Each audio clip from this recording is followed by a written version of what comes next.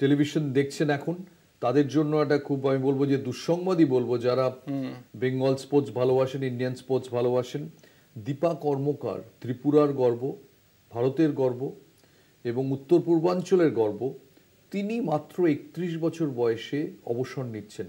এটা কিন্তু একটা খুব দুঃখজনক খবর। দীপা বারবার চেষ্টা করছিলেন ফেরত আসার, মাঝখানে নানান সমস্যার মধ্যে পড়েছিলেন, তাকে নিয়ে নানান প্রশ্নচিহ্ন তোলা হয়েছিল। কেন জানি না এখন মনে হচ্ছে যে ইভেনচুয়ালি হয়তো তার ট্রেনিং পদ্ধতি যেভাবে তিনি তৈরি হচ্ছিলেন তার মধ্যে কোথাও কোনো গলদ ছিল, নইলে এত কম বয়সে কেন তাকে সরে যেতে হবে? একেবারেই কিছু তো রয়েছেই। আর আমি একটু বলতে চাই যে কি লিখেছেন দীপা কর্মকার সোশ্যাল মিডিয়াতে আজকে। তিনি যখন সাইন অফ করছেন তিনি লিখছেন, signing off from the mat, thank you to everyone of my thank you to everyone who has been a part of my journey on to the next chapter.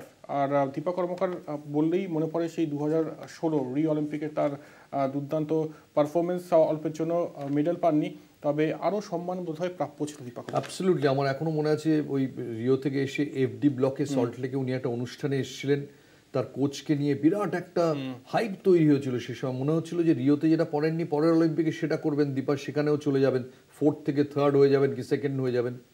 সেখান থেকে একটা কি বলবো, একটা আমি বলবো যে একটা প্রায় নিচে পড়ে যাওয়া মতন।